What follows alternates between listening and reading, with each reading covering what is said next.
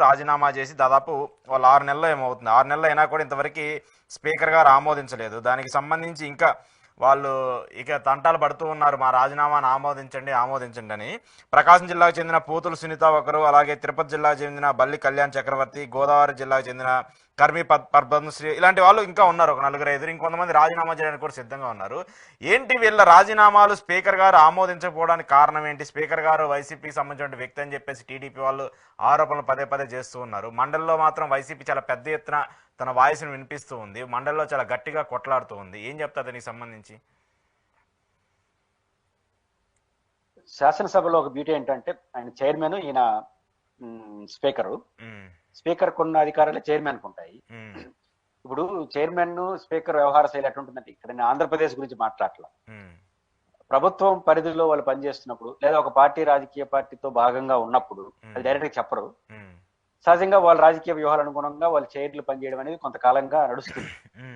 మీకు గుర్తుంటే TRS party పెట్టినప్పుడు వాళ్ళు రాజీనామా చేయడం అనేది ఉద్యమంలో భాగంగా తీసుకున్నారు. అప్పుడప్పుడు రాజీనామాలు చేయడం, ఉప ఎన్నికలు తేవడం, తెలంగాణ ఉద్యమాన్ని ప్రేరప్ చేయడం. ఈ క్రమంలో రాజశేఖర రెడ్డి గారు ముఖ్యమంత్రిగా ఉన్నప్పుడు ఏం చేశారో తెలుసా? కొంతమంది రాజీనామా చేస్తే స్పీకర్ ఆమోదించాల. నెలల తరబడి ధర్నాలు కూడా చేశారు వాళ్ళు. పోయి మా రాజీనామాను ఆమోదించండి, మేము పద్ధతిగా చేసినాం కదా అని, మేము పరిశీలిస్తున్నాం అంటారు. కోర్టుకి ఏమని జరిగారు?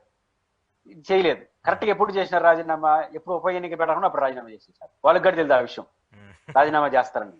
రోజు ధర్నాలు చేస్తుంటే రాజీనామా ఇంకేం చేస్తారులే అనుకున్నారు. వాళ్ళు తెలియకుండా రాజీనామా ఆమోదించారు. అంటే ఇప్పుడు ఎలక్షన్ పెట్టాలనుకో. ఇక్కడ కూడా అదే సూత్రం వర్తిస్తుంది. ఇప్పుడు శాసన మండలిలో వైసీపీ వాళ్ళు కొంతమంది రాజీనామా చేశారు. వాళ్ళు రాజీనామా ఎందుకు చేస్తుంటారు? రాజీనామా చేసి తిరిగి ఆ పార్టీలో పోయి పోటీ చేసి గెలవాలి. ఎట్లా వాళ్ళే గెలుస్తారు, ఎందుకంటే అధికారంలో తెలుగుదేశం ఉంది కదా. కానీ రాజీనామా చేయకుండా తెలుగుదేశం అయితే విప్పు ధిక్కరించామని పెడితే లేపేస్తారు. విప్పు చేసేది ఎవరు? వైసీపీ చేస్తుంది. చైర్మన్ ఇండివిజువల్ గా ఉంటే, న్యూట్రల్ గా ఉంటే, పద్ధతిగా ఉంటే ఏం చేస్తారు? విప్పు జారీ చేసిన వెంటనే లేపడ పారేస్తారు, సస్పెండ్ చేసి పారేస్తారు, డిస్క్వాలిఫై చేసేస్తారు. ఆ డిస్క్వాలిఫై చేయకూడదు కదా. చైర్మన్ అధికార పార్టీతో లేడు కదా, కాబట్టి యాడ్ డిస్క్వాలిఫై చేస్తాడు భయం. రాజీనామా చేయకుండా పోతే, రాజీనామా చేసి ఆమోదించేస్తే మళ్ళీ మనమేనా లేకపోతే ఏదైనా ప్యాకేజ్ తీసుకుని వేరే వాళ్ళకి ఇవ్వడం. కొంతమంది రాజ్యసభ సభ్యులు అట్టం చేశారు. ఇట్లాంటి పరిస్థితి వస్తుంది అనుకుంటారు. వీళ్ళేం చేశారు? వ్యూహాత్మకంగా ఆమోదించాల. చైర్మన్ ఆమోదించాలి కదా, స్పీకర్ ఫార్మెట్ లో పెట్టాం కదా అనేది తెలుగుదేశం వాళ్ళ నుంచి వినిపిస్తున్న మాట, వాళ్ళకి అనుకూలంగా ఉన్న మాట. మరి స్పీకర్ గారికి కూడా అదే వర్తిస్తుంది కదా. ఆంధ్రప్రదేశ్ స్పీకర్ గారికి ప్రతిపక్ష నాయకుడుగా నన్ను గుర్తించండి అని లెటర్ పెట్టాడు. గుర్తించమని నేను అన్నాను. గుర్తించడానికి క్లాజెస్ ఉన్నాయి. స్పీకర్ గారు అంటే లెటర్ రాసేవచ్చు కదా. ఎవరికి? జగన్ గారికి.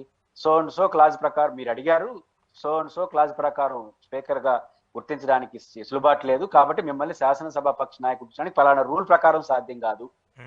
సో మీకు కేవలం ఫ్లోర్ లీడర్ గానే అవకాశం ఉంటుంది రూల్ ప్రకారం అని ఆన్సర్ చేయొచ్చు కదా.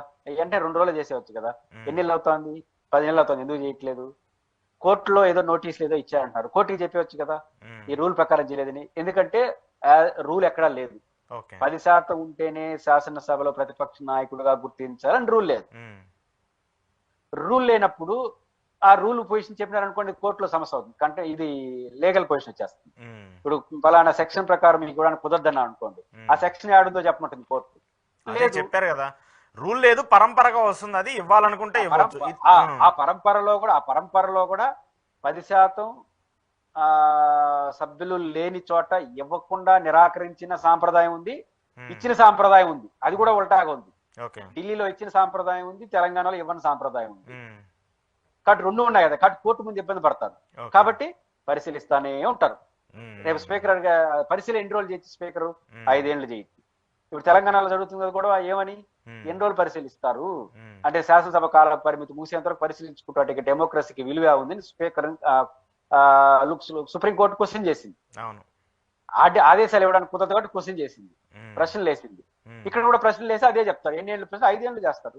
అట్లే ఆయన కూడా శాసన మండలి చైర్మన్ కూడా ఎన్ని రోజులు అంటే 2 రోజులు చేస్తాడు. కాబట్టి ఇండిపెండెంట్ గా పని చేయకపోతే ఇట్లే ఉంటుంది. ఆ సూత్రం ఇక్కడ, ఈ సూత్రం అక్కడ, ఎవరు ఆలోచనలకు అనుగుణంగా వాళ్ళు పనిచేస్తారు. వాళ్ళకి ఇండిపెండెంట్ గా రైట్ ఉంది కాబట్టి. నాకు తెలిసి ఈ పొలిటికల్స్ ఇవన్నీ ఉన్నాయి కాబట్టి కొంచెం లేట్ అవుతుంది. ఎంత లేట్ అవుతుంది అనేది వాళ్ళ ఇష్టం బట్టి ఆధారపడుతుంది. Okay okay. ఇప్పుడు ఒక ప్రధాన చర్చ జరుగుతుంది కమ్యూనిస్టులకు సంబంధించినటువంటి అంశం. కమ్యూనిస్టులు జగన్మోహన్ రెడ్డికి సపోర్ట్గా మాట్లాడుతున్నారు. కమ్యూనిస్టులు కూటమి ప్రభుత్వానికి వ్యతిరేకంగా ఉంటూ ఉన్నారు. జగన్మోహన్ రెడ్డి తొత్తులుగా పనిచేస్తున్నారని ఇటీవల కొన్ని మీడియా ఛానల్స్లో కొంతమంది మా పెద్దలు మాట్లాడినటువంటి పలుకులు కావచ్చు, మాట్లాడినటువంటి వ్యక్తులు కావచ్చు. అలాగే మొన్న గ్రాడ్యుయేట్ ఎమ్మెల్సీ ఎన్నికలకు సంబంధించినటువంటి అలాంటి తరుణంలో వైసీపీ పార్టీ డైరెక్ట్గానే సపోర్ట్ ఇచ్చింది కమ్యూనిస్టులను గెలిపించమని, వాళ్ళకి సంబంధించిన అభ్యర్థులు గెలిపించమని చెప్తూ ఉంది. సో వాళ్ళు చాప కింద నీరులా పాకేసి వాళ్ళు వాళ్ళనే పార్టీని చంపేస్తారనేటువంటి వ్యాఖ్యలు కూడా వినిపిస్తూ ఉన్నాయి. సో ఏంటి కమ్యూనిస్టులు ఏమైనా జగన్మోహన్ రెడ్డికి ప్రేమతో ఉంటున్నారా, లేదంటే కూటమి మీద వ్యతిరేకత ఉంటున్నారా? అంటే ఇది రాధాకృష్ణ గారు, ఆర్కే గారు తన ఎడిటోరియల్లో తన పలుకుల్లో రాశాడు. ఉమ్, చాలా అభ్యంతరకరం, అంగీకారయోగ్యం కూడా కాదు. ఉమ్, కమ్యూనిస్ట్ పార్టీలు ఎవరు పొత్తుతో ఉండాలి, ఎవరితో ఉండాలో నిర్ణయించుకునే సంపూర్ణమైన స్వేచ్ఛ వాళ్ళకు ఉంటుంది. ఉమ్, అంటే పొత్తు పెట్టుకున్న, అవగాహనతో కుదుర్చుకున్న, ఆ అవగాహన కుదుర్చుకున్నానికి కారణాలు చెప్తారు కదా, ఉమ్, ఆ కారణాలని ప్రశ్నించండి. ఆ కారణాలతో విభేదించవచ్చు, ఎవరైనా విభేదించవచ్చు, మీరు చేసుకున్న కారణం తప్పని. ఉమ్, కానీ నిందలు వేయడం కరెక్ట్ కాదు ఒక రాజకీయ పార్టీ. ఈరోజు ఆర్కే గారు వేసింది నిందలు ఉమ్, చాలా అభ్యంతరకరం. ఉమ్, వారి ఉద్దేశం ఏంటంటే సిపిఎం పార్టీ, మళ్ళీ సిపిఐ గారు, సిపిఎం పార్టీ జగన్ గారితో సానుకూలంగా ఉంది, ఇది వాళ్ళ ఆరోపణ. ఉమ్, నా పాయింట్ ఏంటంటే దానికి ప్రామాణికంగా మొన్న జరిగిన ఎమ్మెల్సీ ఎన్నికల్లో సిపిఎం కాదు కానీ సిపిఎం బలపరిచే అభ్యర్థులు, సిపిఎంతో అసోసియేట్ గా ఉండే పీడిఎఫ్ అభ్యర్థులకి ఉమ్, జగన్ గారు మద్దతు ఇచ్చారు. ఓకే. కాబట్టి మీరు తప్పు అంటారు మద్దతు తీసుకోవడం. ఉమ్, ఇప్పుడు రాజకీయ వ్యవస్థలో పీడిఎఫ్ నుంచి సిపిఎం అనుకుందాం, పీడిఎఫ్ కాసేపు పక్కన పెడదాం. ఉమ్, రాధాకృష్ణ గారి లెక్క ప్రకారం పీడిఎఫ్ సిపిఎం కాబట్టి ఉమ్, సిపిఎం ఎమ్మెల్సీ ఎన్నికల్లో పోటీ చేసింది, ఉమ్, తెలుగుదేశం పోటీ చేసింది, వైసీపీ వాళ్ళు వాళ్ళ కారణాలు అయితే వాళ్ళు పోటీ చేయాల. ఉమ్, వైసీపీకి ఓట్లు ఉంటాయా ఉండవా? డెఫినెట్గా ఉంటాయి కదా. ఉమ్, తెలుగుదేశానికి వైసీపీ వాళ్ళు ఓట్లు వేయరు కదా. ఉమ్, ఇప్పుడు పోటీలో ఉన్న ఒక సిపిఎం నాయకుడు ఒక రాజకీయ పార్టీకి ఓటు ఉన్నప్పుడు ఆ రాజకీయ పార్టీతో అవగాహన తెచ్చుకోనో లేకపోతే మాట్లాడుకుని నీ ఓట్లు నాకు ఏమని చెప్పడా? అడుగుతాడు తప్ప కదా. అది. ఆ, కాబట్టి ఇప్పుడు ఆ, పోటీలో లేని ఒక పార్టీ ఓట్లు నాకు ఏంటి అని అడగడం తప్ప. ఉమ్, పోటీలో లేదు వైసీపీ, ఆ పార్టీకి ఓట్లు ఉన్నాయి, వాళ్ళు ఎవరు తెలుగుదేశం పార్టీకి వేయరు, మాకు ఏంటి అని అడగడం, వాళ్ళు అడగలే ఎక్కడ, ఉమ్, అడగడం కూడా తప్పు కాదంటాను. ఉమ్, రెండు, వైసీపీ నేను నిషేధించిన పార్టీ, వైసీపీ ఓట్లు ఉన్నాయి, ఓట్లు ఏమంటారు, ఉమ్, ప్రతిపక్షాలు ఇప్పుడు తెలుగుదేశానికి వ్యతిరేకంగా ఉన్న ఏ ఓటునని అడుగుతారు, తప్పే ఉంది. రెండు, సిపిఎం పార్టీకి వైసీపీకి రాజకీయ విద్వేషాలు ఏమి లేవు. అవును. మహా అంటే రాజకీయ వైరుధ్యాలు ఉంటాయి, వాళ్ళ దగ్గర రాజకీయం వీళ్ళ దగ్గర రాజకీయం. ఉమ్, కానీ తెలుగుదేశానికి బీజేపీకి ఎంత వైరుధ్యం నడిచింది 18లో? చాలా దారుణం. అనుకోవడం మాట్లాడుకున్నారు కదా, ఉమ్, ఉమ్, దారుణంగా మాట్లాడుకున్నారు కదా. ఉమ్, వీళ్ళిద్దరిని కలిసి పవన్ కళ్యాణ్ ఏమన్నాడు, దారుణంగా ఇట్లాంటి గొడవలు వైసీపీకి తెలుసు, సిపిఎంకి ఎక్కడ నాకు తెలిసలేదు. లేదు. సిపిఎంకి వైసీపీకి ఇట్లాంటి గొడవలు లేవు. రాజకీయంగా వాళ్ళ అజెండా వేరు, వాళ్ళ సిద్ధాంతం వేరు, వీళ్ళ అజెండాలు వేరు. ఉమ్, రాజకీయ అజెండాలు వేరు తప్ప రాజకీయ శత్రుత్వం, ఉమ్, ఒకరినొకరు తిక్కున్న సాంప్రదాయం ఎప్పుడూ లేదు. రాజకీయ ప్రభుత్వంలో ఉన్నప్పుడు వాళ్ళు విమర్శించుండొచ్చు, సమర్థించుండొచ్చు. ఉమ్, బట్ తెలుగుదేశానికి బీజేపీకి జనసేనకి ఎంత అరుచుకున్నారు, ఎంత మాట్లాడుకున్నారు. మీరు జగన్ అనే వ్యక్తిని ఓడించడం మా ముగ్గురు వల్ల కాదు, విడివిడిగా పోటీ చేస్తే, కలిసి పోటీ చేస్తే గెలుస్తామని మీరు పోటీ చేసి జగన్ వ్యతిరేకంగా నిలబడ్డారు. ఉమ్, అంటే జగన్ వ్యతిరేకంగా నిలబడడం కోసం మీరు ముగ్గురు వైట్ అవడం సిద్ధాంతం. ఉమ్, ఏ విభేదాలు, ఏ గొడవలు లేవు వాళ్ళిద్దరికి, రాజకీయ విభేదాలు తప్ప, వాళ్ళ సిద్ధాంతం వేరు, వీళ్ళ సిద్ధాంతం తప్ప, వాళ్ళు పోటీలో లేనప్పుడు ఆ ఓట్లు మాకు ఏంటి అడగడం తప్ప, ఉమ్, వాళ్ళు ఏమనడం తప్ప. ఓకే.